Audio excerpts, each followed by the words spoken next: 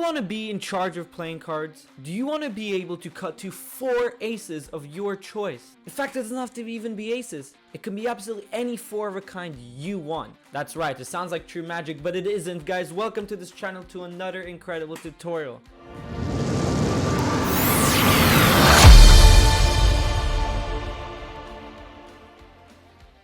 My name is Alon. I'm very excited to be here today with you guys to bring you another of a banger card tutorial. And in fact, this 4 ace production is so easy and so cool to do to your spectators that it will blow people away. And they're gonna think you're just some card poker, a crazy playing card blackjack genius, if that even makes sense.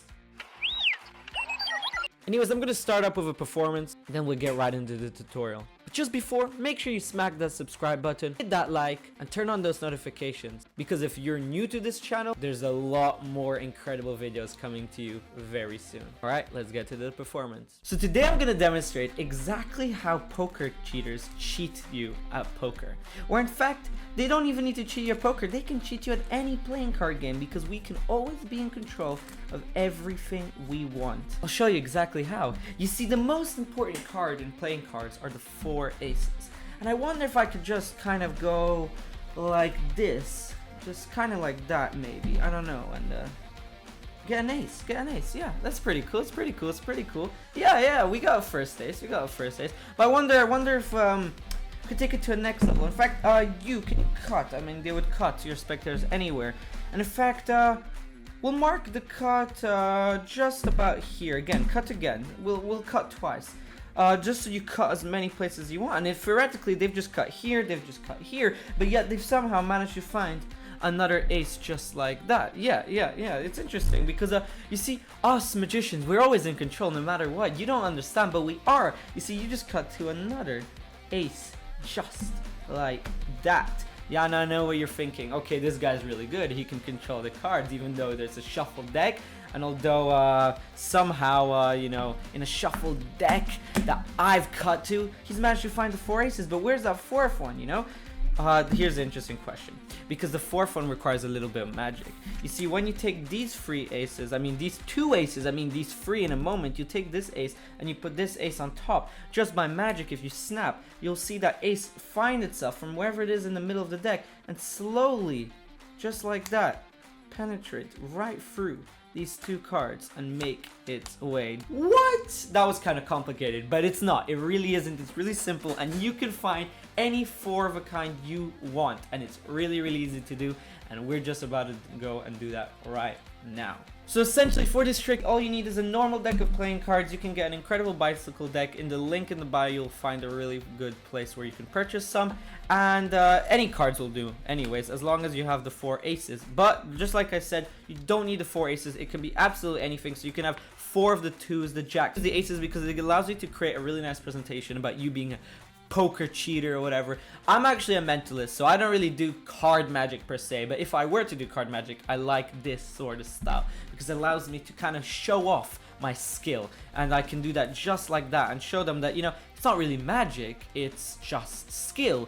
But then at the end you kind of get them there with magic when that card kind of goes through the playing cards and finds its way sandwiched between the 2 aces. So essentially all you need is your 4 cards as a setup. Now this trick does require a small setup, so that means you can't give the cards for your audience to shuffle, but it doesn't matter because you are shuffling and you're actually convincing your audience throughout that the cards are shuffled. And the setup is not really important per se in terms of the colors, but I like to do this. I prefer that you put the 2 black aces just like that with a red ace like this. You'll see what this means, and you put these 3 cards directly on top just like that, meaning from the top you have a black ace, a red ace, and then all the cards fold. You'll see why the color kind of matters later on. It allows you to make that nice sandwich with the colors really cool, but it doesn't really matter. And essentially you put the last ace on the bottom. So if that was too fast for you, just to recap, if we're looking at the cards just like this, on the very top we have black ace, another black ace, followed by a red ace, and then right here we have a red ace on the bottom. So red ace on the bottom, we have all the playing cards going like this all the way to a red ace, a black ace, and another black ace. Just like that. And essentially what we're gonna do right now is we're gonna do what we call a false shuffle. We're gonna make our audience feel like we're actually shuffling the deck a lot, but in reality, we're in control. And I'll show you how you can do a few. At the start I did one of these, and all I'm doing is maintaining the top 3 cards at the top and maintaining the bottom one. And essentially this is just a riffle force. You can find any video online how to do riffle force, but essentially I'm cutting the cards, but because I've got this bottom card, I'm just gonna let it go, just like this. Just gonna let that card go, you can see, boom. Then I'm gonna let the rest of the cards kind of go, just like that, until I reach my top pile, and I'm just gonna let those stay on top. Essentially, I maintain the bottom card and the top 3, but my spectators think the cards are completely shuffled.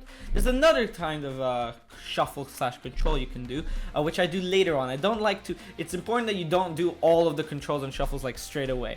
And it's kind of this one where I cut like this into my hand. So now I've got the, you know, the top pile right here, and I maintain a pinky break. And it's, if you don't know what a pinky break is I put my pinky just like this, holding it, but from their angle they don't see anything when I put the rest of the cards. So from here it just looks like a normal deck, but from here I've got a big break, and essentially I keep cutting, but I have this break, right? But because I've also got this bottom pile, I can't just put it on top. I have to now go back on the table, and I would just take a bunch of cards until I reach my break, and I lift up and put the rest of the cards on top. So again, just do that very slowly to show you again. I'm cutting, maintaining a break, then I'm putting the rest of the cards, doesn't matter however many I want, but I have to keep this pile of the bottom card in my hand. Then I put it back, and then I cut until I reach my break. I cut here, and I put the cards back on top, maintaining the bottom ace and the top 3 aces throughout. Now I've kind of taught you these 3 controls, we can kind of learn the basis of the trick. And again, it's very easy, but you just have to follow the routine. So the first thing I do is I do this fancy move where I shoot out one of the aces. And essentially, you're making it look like that ace is coming out from the middle. In reality, it's just this top ace. Here you go. So it's the first out of the 3 top aces. What I'm doing is I'm picking up the cards just like this, and I am just kind of going towards this direction. You're kind of pretending to shoot this middle card, right? That's what you're doing. You're pretending you're taking this middle card, but you're not. You're taking the top card. And this move needs to be done really fast. Essentially, as you do this move with your index finger right here, you're just kind of doing this. You're beveling. You're creating this bevel of this top card and flinging it out. And then you're going like that. So it kind of creates this illusion that that card comes from the middle. So just to do it quickly, it looks something like this, right? Where you're shooting that card, just like that. So if you see it on this better kind of angle, we put the ace on top, and we kind of go boom, just like that. But you, at the same time, you continue. It's very important you continue. So again, just like that. Oh, I kind of shot out 2 cards now. It would have been cool to shoot out 2 aces, but you're only shooting out 1. That's the first step. The second step is as easy as just asking your spectators to make a cut, just like this. And essentially what they're doing is now you've got this pile with the 2 aces on top, and this pile with an ace on the bottom. But they're kind of really confused where they cut, where they didn't cut, where they think they cut maybe from here, and they think they cut to this ace, but essentially it's just the bottom card. Then you ask them, okay, we'll make another cut, but this time we'll mark that cut so we don't forget. So you take this pile, and we're going to do a very, very famous move in card magic called the crosscut force. Essentially, they're cutting, and then you're taking this pile and turning it at an angle. I had another magic tutorial where I taught the crosscut force in a little bit more detail. But essentially, this force allows you to create this illusion again, where they're cutting, and now they think they cut here, but in reality, it's just the top card. By marking it, and then you give some time misdirection. So you say, okay, we'll come back to this later. You also cut to this pile, didn't you? Now you've done so much cutting, and they believe, oh my god, they've made all the decisions, but in reality, you are in control because here is actually an ace where they cut to. So again, if you want to find more details on the crosscut force, just Google on YouTube crosscut force, and you can find a lot of more detailed tutorials.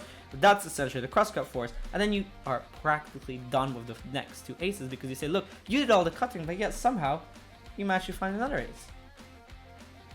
And another ace too.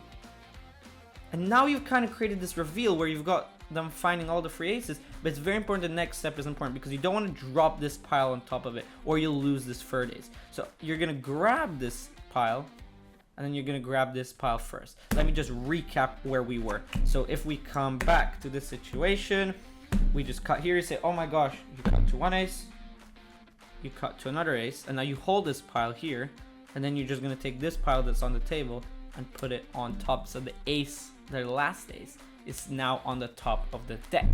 Now essentially you're gonna do a sandwich move. I did a trick that requires a sandwich move completely. You can find that over there on the top. And essentially, as you pick up these and you're gonna explain to them, now we're gonna create a magical moment, not a cheating moment. You're gonna get a pinky break over this top card as you pick up these two. You're gonna get a pinky break just like this. We taught a pinky break earlier. You're getting a break over here, and you're gonna grab these two aces. I said free in the performance, and you're gonna just drop them both on top of the deck. Essentially, you now got a break over free cards where they think you just dropped two cards on top. So when you pick up the two, you're actually picking up free cards with this last ace. And what you're gonna do is with your thumb, you're gonna bevel this ace on top, just like that. And here with this ace, again, essentially you've just got an ace and another ace. But they don't know that, they just think you've got two aces. So just to recap, you've got pinky break over this ace, you drop these three aces, you say, look, I've got this ace, and then you've got this ace, and you're just gonna drop it on top, and it's done because now you've already got an ace in between, right? And they think it's just two aces, just like that. And now you say, look, just by magic, that final ace will find itself through wherever it is in the middle of the deck and appear in between. And then you can do this like really visual move. The two aces. And that, ladies and gentlemen, is an incredible 4-ace production. So thank you so much, guys, for watching this video. I really hope you enjoyed this production. It's one of my favorites. It's one I do a lot, and it's one I'm sure you will enjoy to do yourself. Once again, if you really enjoyed this tutorial, I have so many more on my channel and many more to come. So make sure you smack that subscribe button, that like button, and turn on those notifications. And why not just share this video to a friend, because maybe they want to know a cool card trick, and who knows, you guys might become Magic friends or something. So truly, thank you so much for watching, and I will see you in the next one. Magic Alon out.